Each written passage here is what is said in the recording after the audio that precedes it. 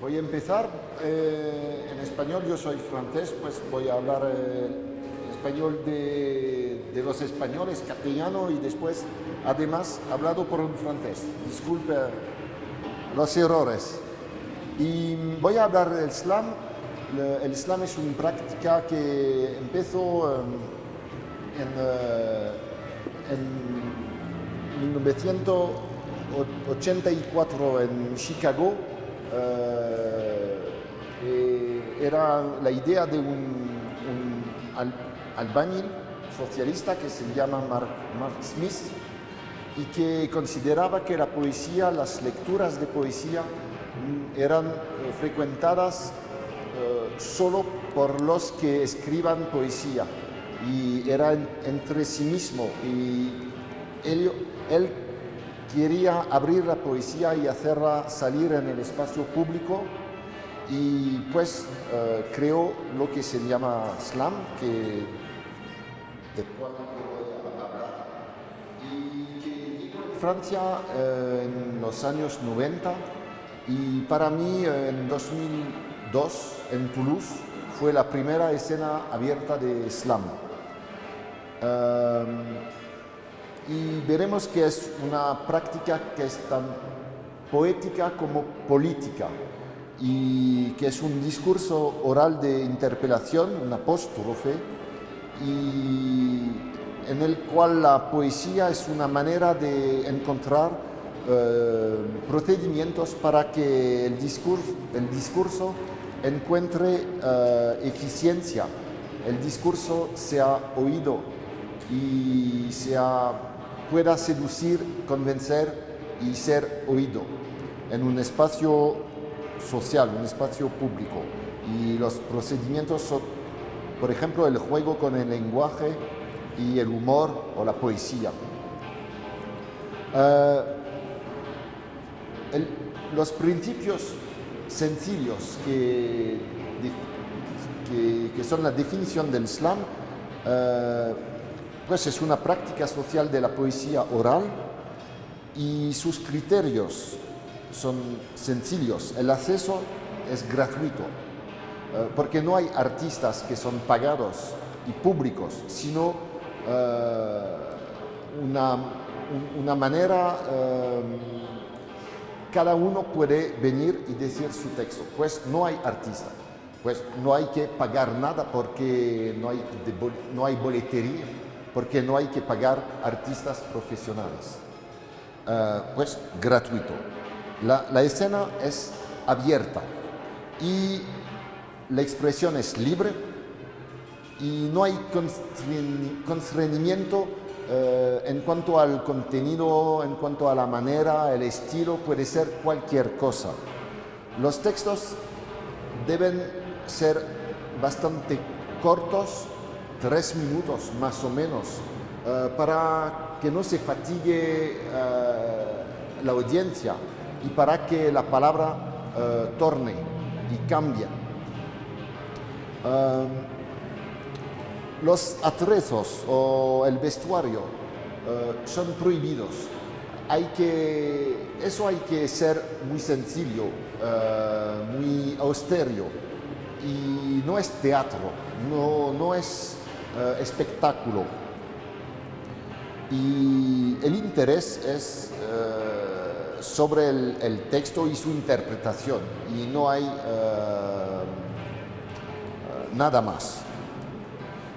También la idea, el deseo es que los textos sean su propio texto del que viene en la escena, no textos de poetas famosos. Se puede ser, pero tiene que ser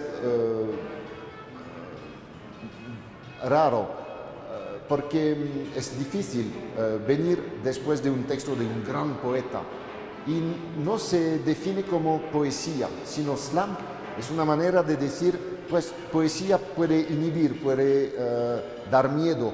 Yo no soy poeta, no voy a hacer poesía, porque la poesía hay que enseñarse. Pero el slam es una manera de abrir la palabra, y cualquier puede hacerlo. Y por eso se puede ver que son textos de poetas famosos, pero la idea es más que sean textos autoproductos, textos de la persona que viene o de su amigo, su novia, su hermano, pues algo humilde, algo sensible. Es un fenómeno reciente, pero son tradiciones también de literatura oral, como los repentistas en el nordeste de Brasil, por ejemplo, pues son tradiciones antiguas de todos los pueblos. Pero en la época contemporánea, en Occidente por lo menos, la práctica de la oralidad pública fue disminuyendo, excluida por la imprenta, el texto escrito desde hace muchos siglos y más, cada vez más, y también después la televisión y también después el internet, y las formas de oralidad social pública, de palabra viva, como la elocuencia política, que fue algo importante en el siglo XIX, la elocuencia política. Ahorita la elocuencia política son frasitas, son tweets. Los hombres políticos hacen tweets, que no es elocuencia política. La elocuencia religiosa también fue algo fuerte en Europa, por ejemplo, hacia el siglo, en Francia en particular, el siglo XIX, pero es una forma de elocuencia también que va disminuyendo. Y los cuentos en los pueblecitos son también algo que desapareció en el siglo XX. Pues el slam es una manera de renacimiento de la oralidad viva, compartida en un lugar social, cuando formas de elocuencia han desaparecido. Y es una manera nueva de abrir un espacio, un tiempo, un momento para una forma de elocuencia compartida en vivo.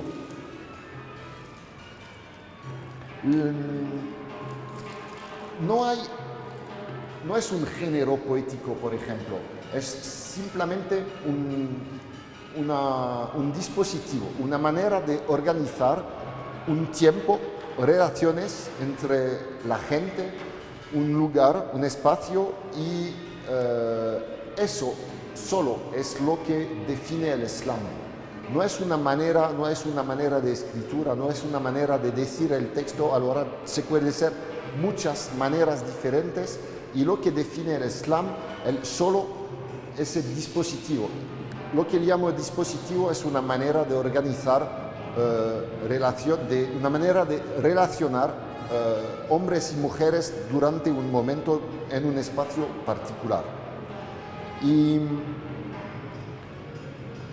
la brevedad y la variedad precisamente de los textos son cosas muy importantes, porque hace algo como una obra colectiva, como el collage en artes plásticos, o como el cabaret de musical, donde se suceden cosas diferentes, y el interés es en la multiplicidad, el cambio que se hace de un texto a otro.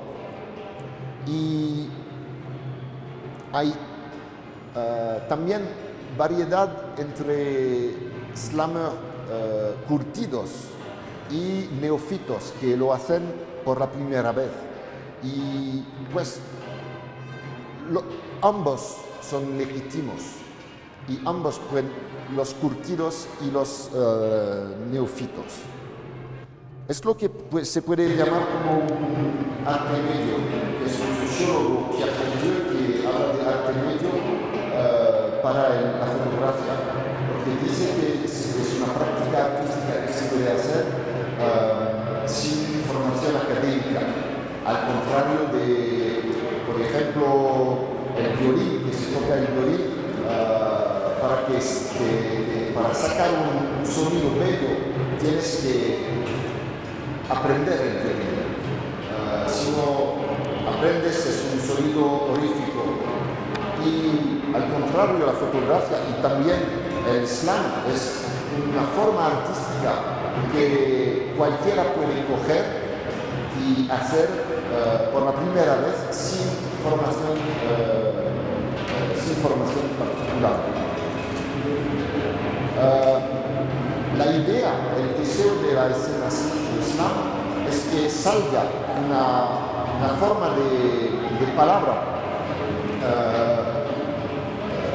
compartida, democrática y diferente, demarcada del discurso dominante, que es el discurso utilitario, mediático, el discurso del politiqueo, el discurso de la publicidad, el discurso de las masas, de la calle, de cada día. Es un discurso diferente porque se abre un espacio temporal y diferente, y el hecho que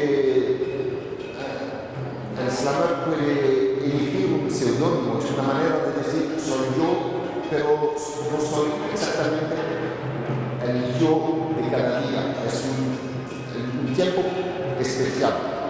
El principio también es el abatimiento de la cuarta pared, del tabique que separa la escena y el público.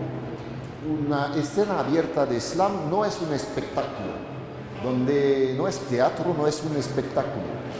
Y hay un autor que se llamaba, murió, Guy Debord, que es un situacionista que escribió cosas sobre la sociedad del consumo, que llamaba la sociedad del espectáculo. Y decía que la sociedad del espectáculo, su principio es la alienación, que hay un espectador fascinado y pasivo. Y dice que lo contrario de la sociedad del espectáculo y del espectáculo es la situación. La situación es un momento compartido y donde algo surge, algo diferente de lo que se pasa en la sociedad dominante. Guy Debord, D-E-B de burro, O-R-D. El texto del cual yo hablo se llama Informe sobre la construcción de situaciones. Informe sobre la construcción de situaciones.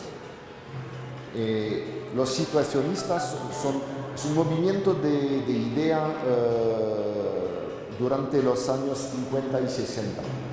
Pues ese abatimiento permite una distribución colectiva de la palabra, y hay una reversibilidad, una porosidad, un pasaje entre público y escena, y eso permite una empatía, una implicación del público, porque el público potencialmente puede ser en su torno, en la escena, puede ser poeta momentáneo, y eso permite la eficacia, el aspecto sobrecogedor de una escena de slam, más que un espectáculo en el cual seríamos espectadores, punto.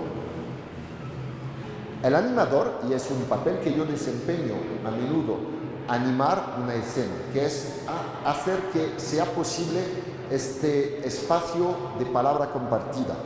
El animador es la pieza central, humilde, porque la poesía es la poesía de las que se sucedan en la escena, pero el animador lo permite, y por eso es una pieza central y humilde también. Pues previamente yo, cuando animo una escena, doy la vuelta a la audiencia y invito a alguien, a cada uno, diciendo: ¿quieres decir un texto? ¿Quieres decir un texto? Sí, no, sí. Bueno, tomo el nombre, el seudónimo, el nombre de la persona, y después hago un orden donde hay una variedad, una alternancia entre los estilos, las personalidades y también entre curtidos y neófitos para que haya una variación.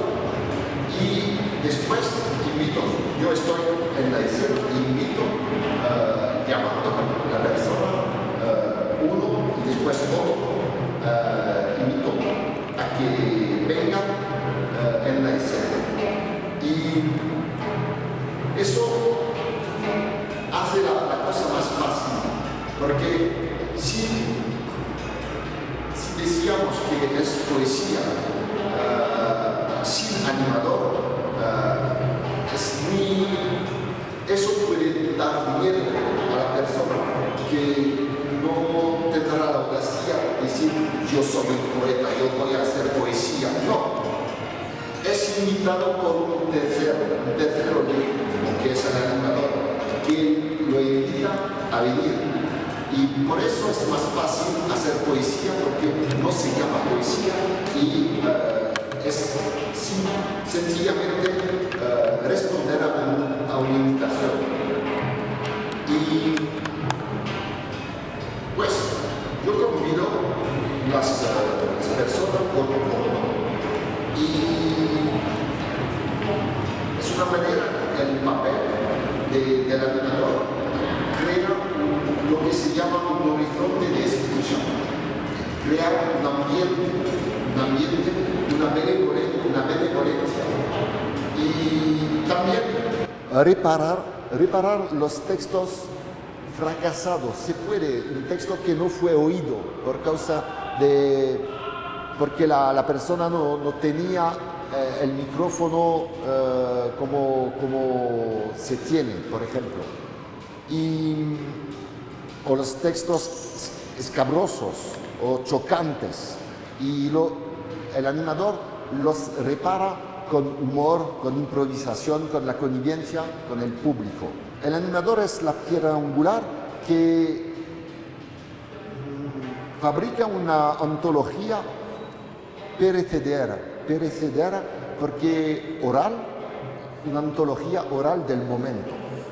El slammer o la slameuse femenino también, por supuesto, invitado, no tiene que justificarse de su toma de palabra, no tiene que justificar de un estatus, porque no hay pretensión, y ya que es invitado, y también ya que a menudo se hace la oferta de un vaso, de una bebida después del texto. Es una manera de decir, pues, tú no eres un poeta, no eres orgulloso, sino viniste para la bebida. Por supuesto no es la razón profunda la bebida, pero simbólicamente es una manera de decir, pues, es un regalo y tú dijiste tu texto para la bebida. Es una manera de, ¿cómo se dice? De llevar el aspecto sagrado de la poesía que es una tradición bastante sagrada, que es un asunto de especialistas. Sí, ritual, sí, eso es, ritual, sí. Y el efecto de la performance es que el texto es solo un ingrediente de lo que ocurre en un escenario de slam. Hay más que el texto. En la poesía escrita, el texto puede ser muy complejo, pero hay solo texto, palabras en una hoja de papel blanca, y es bastante pobre. Y el texto puede ser muy rico. En la poesía oral, el texto no puede ser tan rico, porque si es muy rico, muy complejo, no se entiende. Pues es más sencillo. Pero la interpretación hace que hayan otras cosas que son la complejidad del texto oral, que es el texto, el mensaje, pero también el acento, la intención, la intensidad de la voz, los gestos, la mirada, los ojos, las expresiones de la cara, el cuerpo, la ropa, todo que es cuando la persona viene en la escena. Y eso contribuye a la recepción y al sentido del texto performado. Hay algo muy carnal, escénico, corporal, vocal, casi erótico también, porque hay un individuo en todo que está frente a un público que le mira durante 2-3 minutos y es casi nudo. La gente que va en la escena de Islam dice a menudo, yo estaba desnudo. Porque no hay nadie, estamos solos, no hay nadie y no hay nada, no hay atrezos, no es teatro, es la persona sencilla, con todo lo que es, su voz, sus ojos y su texto también, por supuesto. Es una manera de encarnar el texto y de eso sale lo que se llama el ethos. El ethos, que es una noción de la retórica antigua griega, que es lo que sugiere un orador a través de la manera de expresarse.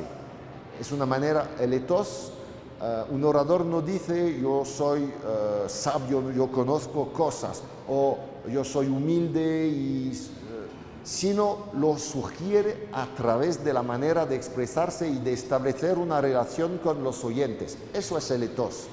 Y simétricamente es el pathos. El pathos son las emociones que experimentan, que viven los oyentes. El pathos. Y la forma del texto performado, hay una relación fuerte entre el ethos del orador, del poeta o del slammer, y el pathos de las emociones de los oyentes. Y además es una poesía a menudo que es una poesía del yo. No es una poesía que dice ellos, ellas, que relata cosas, no es novela, sino es una poesía del yo. Incluso cuando es un papel imaginario, no es el yo de la vida de cada día, sino es un yo de un personaje que se crea el tiempo del poema. Pero es un yo y simétricamente, el ethos, simétricamente un yo que se dirige a vosotros, mirándoos, vosotros. Yo hablo a vosotros, estoy hablando. Y es una poesía, pues, de una forma del lirismo que es una manera de encarnar, de hacer vivir un discurso poético que importa a él que habla. Es una manera de... no son asuntos externos, ajenos, sino son los asuntos del yo que está hablando aquí, ahorita y aquí, a la gente que está frente a él. Por ejemplo, la performance escenifica ese yo y encuentra apoyos, coadyuvantes en cosas que puede ser... se puede que no sean elegidas, sino que se pasan sin que sean calculadas, sin intención. Como por ejemplo, un poema de amor va a encontrar un apoyo en su pathos a través de la voz temblorosa o a través de la mano que se estremece, teniendo el papel, la hoja de papel, y se estremece y no es calculado, pero da una dimensión muy fuerte al mensaje de un poema de amor. Otro ejemplo, si es un panfleto, un manifiesto, un texto de revuelta, y va a encontrar un apoyo en el índice acusador, que una manera que salpica el texto, que le da una forma de percusión, cara a cara. Un cantador va a cerrar los ojos para encontrar la energía dentro de sí mismo. Al contrario, un slammer no canta, sino habla, sino clama su texto. Y pues a menudo lo hace mirando a los oyentes, porque está hablando, no está cantando, sino está hablando. Y eso también contribuye al efecto fuerte que el texto puede tener sobre los oyentes. Todo el cuerpo, la voz, la cara dan como pruebas, como garantías de la verdad, de la autenticidad, de la sinceridad de lo que se dice. Cosas que no se pueden encontrar en un texto de la literatura de la imprenta. La literatura de imprenta encuentra otros medios, otros procedimientos, pero no aquellos. Aquellos son los del cuerpo, de la presencia viva. Y eso da una eficacia diferente al texto poético. Pues, porque es un texto que digo yo frente a vosotros, aquí y ahora, hoy, hay muchas, digamos, escorias de la situación de la Enunciación, que es una literatura impura porque la literatura pura hace abstracción del momento, que es intemporal, que es eterna. Al contrario, la literatura oral, como el slam, es una literatura en la cual el momento influye, por lo mejor y por lo peor, pero influye, no puede hacer nada sino influir y ser presente en el texto, con citas, con elementos del día que estamos viviendo, de la actualidad del grupo, pero también la actualidad del país, la actualidad del mundo, la actualidad social, política, deportiva o lo que sea, que todas cosas que pueden influir como paréntesis, por ejemplo, paréntesis en el texto para hacer ¿cómo se dice? Por ejemplo, sí, estáis escuchando este texto hoy, no mañana, no ayer, sino hoy. La toma en cuenta de todo eso hace que no es una literatura pura, sino una literatura de circunstancia. Pero es una palabra negativa, peyorativa, literatura de circunstancia, como la literatura comprometida, por ejemplo, que es una literatura que puede ser anticuada porque fue verdadera un día, pero no otro día. Pero eso es la nobleza de la literatura oral del slam, es una literatura de circunstancia, ya que es una literatura oral. Por consiguiente, los oyentes forman parte de lo que se pasa poéticamente en la performance del texto. Son partes de lo que se pasa. Y además, a menudo el slammer toma prestado de papeles de oradores que pertenecen a la cultura popular, al imaginario, planta un orador que puede tomar las formas, la estructura, el léxico, el papel, la postura de orador típicos, de tipos de oradores como, por ejemplo, un predicador, un tribuno, un abogado, un dueño del circo, un maestro de ceremonia, un charlatán, un pregonero, un profeta, un gritor público. Son papeles de maneras de hablar en público, de decir cosas a una audiencia. Son maneras antiguas, conocidas, incluso aunque pueden haber desaparecido, pero son conocidas siempre. Y por eso, cuando el slammer planta esos papeles, los oyentes están en un papel también como testigo, acusado, cliente, transeúnte de la calle, o fiel de la misa, o espectador, o juez, o un cierto tipo de oyente, porque a menudo el slammer toma prestado un cierto tipo de orador. Y eso crea una manera, una escenografía temporánea e imaginaria a través de la elección de tal tipo de texto oral. El efecto de la escena abierta es que entre un poema y un cuento, entre un rap a capella, porque se puede rapear también sin música. Son cosas que se ven en escena de slam y un poema muy clásico. Hay cosas que no piensan ser poemas, que no se quieren poéticas, pero son, de hecho, poéticas. Por ejemplo, y son ejemplos vividos, verdaderos, que he visto, una declaración de amor en situación que no es un poema. Alguien quiere decir su amor a alguien en el público y se hace en la escena.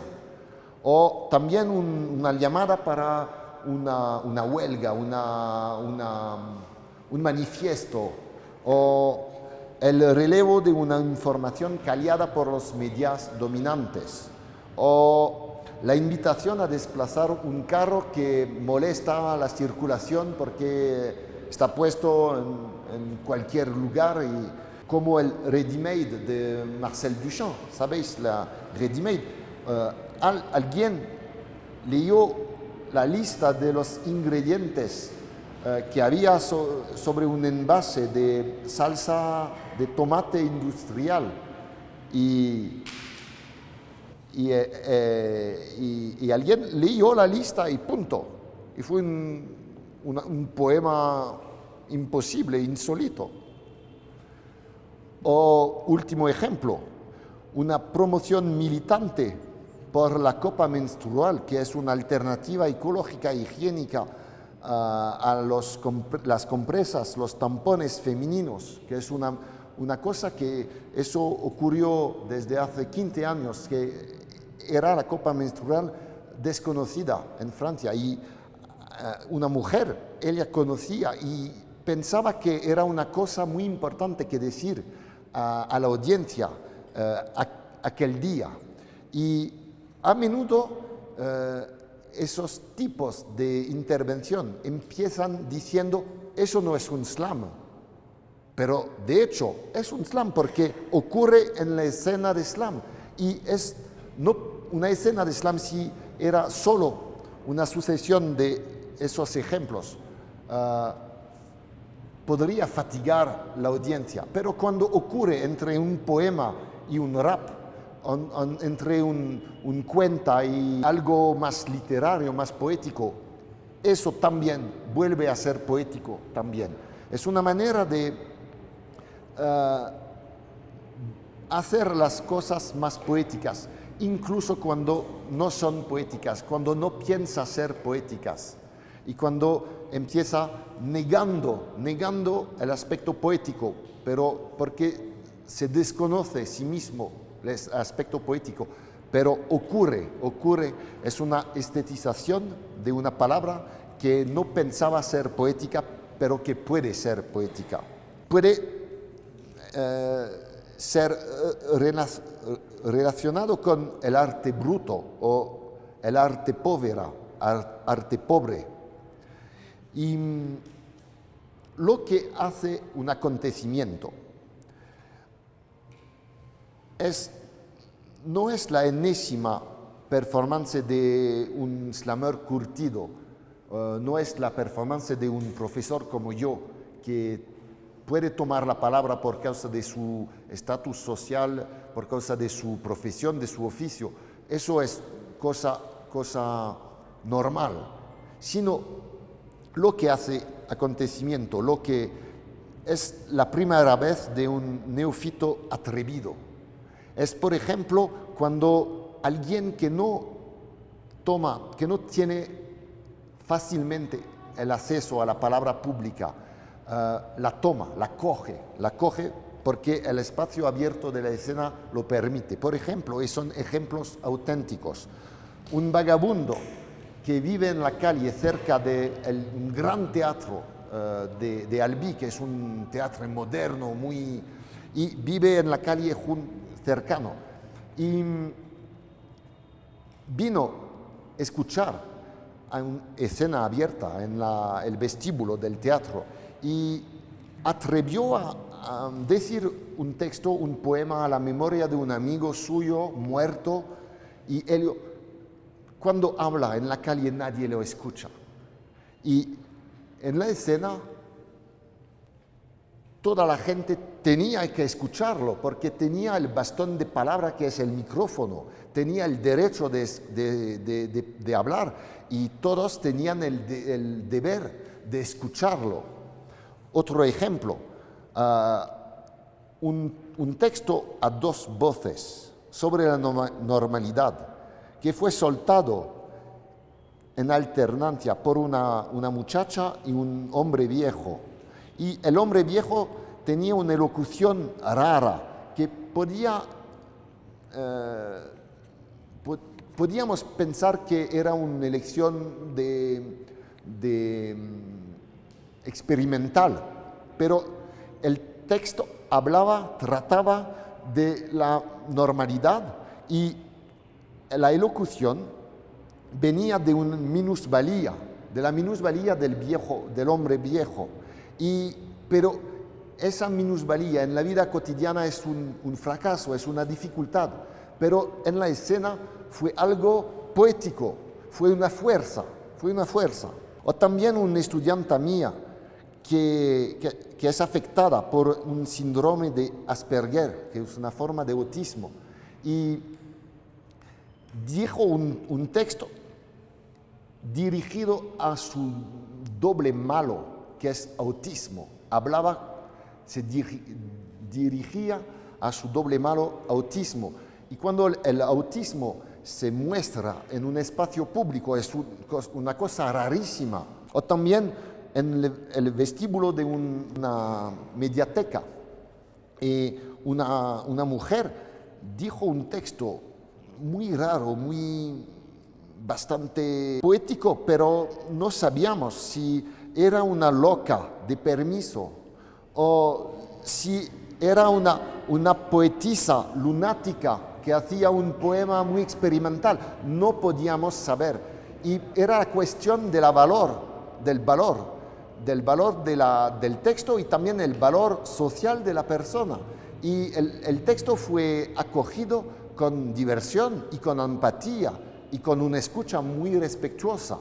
Y al final del texto no sabíamos todavía si era una loca o no. Es lo que un autor que se llama Hakim Bey, él habla de zonas autónomas temporales, TAZ, y Temporary Autonomous Zone, porque es en inglés, y es un concepto que fue utilizado por los primeros organizadores de rave parties, las fiestas techno, las primeras, desde hace 20 años. Y él dice que las zonas autónomas temporales son lugares y momentos donde hay una forma de inmediación, que las cosas que ocurren son inmediatas, no hay mediación, no hay artistas y profesionales de la belleza y espectadores, sino es un momento compartido. Su apuesta a Hakim Bey es que la zona autónoma temporal trata de algo político, que algo político ocurre en este marco. No es sencillamente la promoción, la valorización de textos, de palabras humildes como la del vagabundo, pero también un ejemplo contrario. Yo animé una escena en un festival después de un taller donde jóvenes habían escrito textos y era en un festival y los organizadores me pidieron que yo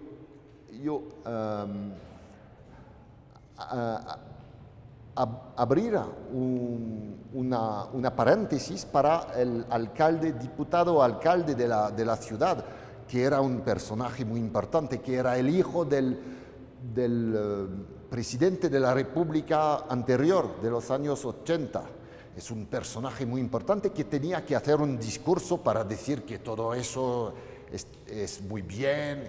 Y yo dije, no voy a abrir una paréntesis, sino él será el próximo slammer y no más. Hizo su discurso, que fue un discurso muy convencional. La palabra del alcalde en tal marco, pues, algo que se conoce. Y después fue un slammer como otros. Y después yo invité a un chico que había escrito un texto muy cómico, muy brilloso, muy brillante, que trataba del Génesis como un partido de fútbol y que se acaba con la expulsión de Adán y Eva por causa de falta grave. Y el chico fue un mejor orador que el parlamentario, tuvo un discurso muy conocido, muy convencional. ¿Y quién es el profesional de la palabra pública? No es el parlamentario, que fue bastante fracasado. Nadie le oía, porque se conoce ya. Para decir que no es solo la promoción de palabras olvidadas, que no son oídas, sino también una manera de democracia, tanto para el vagabundo como para el parlamentario poderoso. Es una puesta en marcha de la combinación de un poeta francés del siglo XIX que se llamaba Lautréamont, que decía: la poesía debe ser hecha por todos, no por uno. Y es una manera concreta de hacer eso. Es una manera de cumplir la muerte del artista. Y a menudo artistas dicen: el arte es muerto, los artistas son muertos, pero son artistas que lo dicen. Y es diferente cuando es un dispositivo social que, de hecho, hace la muerte del artista para algo otro, algo a mí me parece mejor o diferente. Y por eso artistas, poetas, expresan mucho desdén a menudo por el slam, porque son aleluyas, son poemas de poca calidad, pero es otra cosa que ocurre. Un filósofo que se llama Jacques Rancière dice que, voy a intentar traducir para acabar esta palabra, dice: la política, y dice que es una palabra en un sentido positivo. La política rompe la evidencia sensible del orden natural que destina a los individuos y a los grupos al mando o a la obediencia, a la vida pública o a la vida privada, y que el orden que los asigna a tal tipo de espacio, tal tipo de tiempo, a tal manera de ser, tal manera de ver y tal manera de decir. Y este orden, la política, lo rompe. Dice también, esta lógica de cuerpos en sus sitios, en una distribución de lo común y lo privado, que es así una distribución de lo visible y lo invisible, de la palabra y del ruido. Esta lógica de los cuerpos es lo que él, Jacques Rancière, llama policía, orden, visible, invisible, público, privado, mando, obediencia. Eso lo llamo policía. Y dice, la política es la práctica que rompe el orden de la policía. Lo hace por la invención de una instancia de enunciación colectiva que redibuja el espacio de las cosas comunes.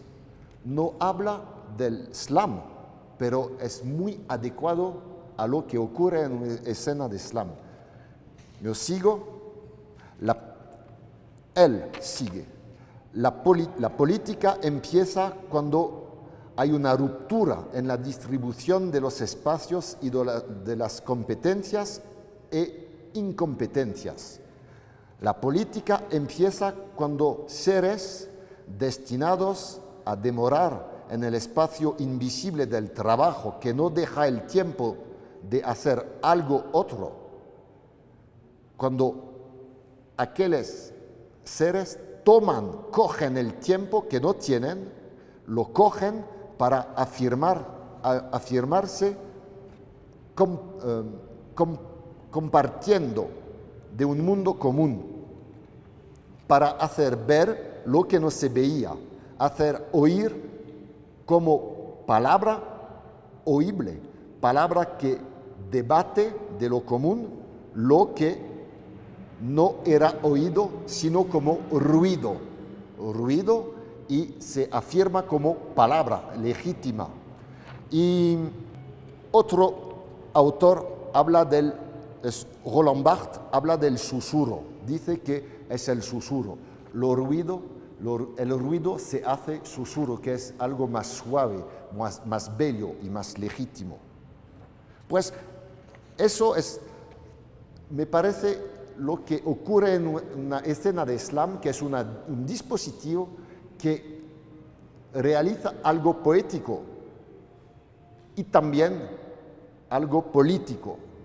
Algo cuando minorías que sexuales, sociales, étnicas, minorías del silencio, de todos los que son dejados en el silencio, son minorías, cualquier minoría, cogen un espacio abierto donde son legítimos para dirigir sus palabras. Última referencia es un poema que se llama La poesía es un arma cargada de futuro, que es un poema de Gabriel Celaya, es un español antifranquista, y dice que, no voy a leerlo, pero se encuentra en internet, dice que solo las últimas, dice que la poesía es un herimiento, es algo impuro, y que los que quieren una poesía pura son neutrales, y que no se puede ser neutral en el mundo como es, el mundo tal como es, no se puede ser neutral. Y dice que su poesía es nada más que un herimiento para hacerse oír de manera más universal y más acogedora. Y acaba, son lo más necesario, lo que no tiene nombre, son gritos en el cielo y en la tierra son actos. Son gritos en el cielo y en la tierra son actos. Eso es lo que ocurre en una escena de slam. Y para acabar, y después podremos intercambiar si cosas, si no estáis de acuerdo, o si cosas quedan oscuras. Pero voy a acabar con un ejemplo que tengo unos ejemplos. Hablo en este poema de una jorobada. Poco a poco me acuerdo de esta palabra, jorobada, que es que se llama Quasimoda como Quasimodo el personaje. Y yo, en este poema, soy el jefe de la pista que introduce al monstruo, el próximo monstruo del espectáculo de circo. Y yo soy el maestro de ceremonia y vosotros sois el público de circo a quien voy a presentar la Quasimoda, y que es un monstruo. Es una manera con ironía, con humor negro, de hablar de la minusvalía, de la mirada que todos sobre la minusvalía. En lugar de decir no es bien, no hay que burlarse de la minusvalía, no hay que reírse, es moraleja un poco que fatiga y que no funciona, que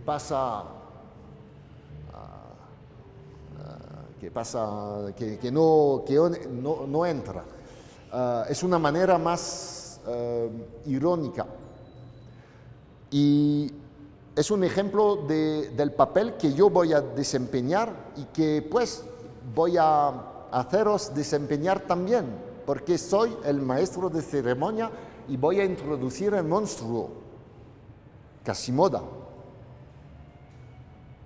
Y después, si tomamos el tiempo, tengo otros ejemplos, pero para empezar serán vuestros ejemplos de textos. Vous la voyez passer des fois, rouler sa bosse sur les pavés qui font des bosses sous les pieds et des réminiscences chez les auteurs distingués. Vous la voyez des fois remorquer sa proéminence comme une croix de pénitence, comme si elle avait quelque chose à payer. À chacun sa croix, mais il y a quelque choix, ce morceau de choix. C'est pas Jésus, c'est Quasimoda. Polichinelle de la ruelle et de la rue, elle est connue. Les papensus, les peu joufflus, les guerfessus, n'a rien de cossu. Mais les bossus sous son par-dessus, c'est sans issue. C'est la bossue, c'est bien connu. Elle est infirme, ça, je l'affirme. Elle est informe. Elle est infime et rarissime, je vous le confirme. Elle est hors norme et peu conforme et difficile à vous décrire. Elle est difforme, je ne peux pas mieux dire. N'est pas banale, elle est bancale. N'est pas pulpeuse, elle est bulbeuse, elle est gibbeuse, elle est hideuse comme un gibbon et déhanchée comme un gibet, et disgracieuse et disgraciée. Pourtant, rieuse, joueuse et enjouée, c'est sa beauté. Et quand Quasimoda se mire dans une glace, une psyché, elle reste pas de glace, pas détachée. Non, elle se mire et elle s'admire et elle se marre, se déballonne, c'est naturel et monotone, c'est sa rengaine. Car elle se marre comme une bossue, et c'est logique, comme une baleine zoologique. Baleine à bosse, c'est fatidique. Une jubarte, ça c'est jobard. Un mégaptère, méga super. Méga super car elle se voit comme dans le miroir déformant du cirque où l'a mené ses parents, plutôt marrant. Et vous-même, qui la voyez passer, vous riez comme des bossus, sous cape, comme la bossue qui se drape dans son par-dessus. Reine de la cour des miracles, Quasimoda qui pourrait accomplir l'oracle, faire que la langue dérape, que comme dans une fable d'Ésope, bossu antique et désopilant, les rieurs simili-bossus le deviennent en un instant. Et hop, bossu de la tête aux pieds. Ils en feront une tête, mais ça leur fera les pieds. De se retrouver à sa place et sous sa bosse, comme s'ils avaient perdu aux chaises musicales avec leur appendice dorsal. Certains ont la grosse tête ou les chevilles qui enflent. Elle, sa bosse a comme un trop-plein. Elle va percer l'abcès. Ce sera obscène et purulent et virulent et plein d'excès. Elle dira des quasi-mots d'amour. Mais il ne faudra pas s'étonner si ça fait des bleus et laisse des bosses sur le nez et des bossus sur le pavé. Non, il ne faudra pas s'étonner. Eso es.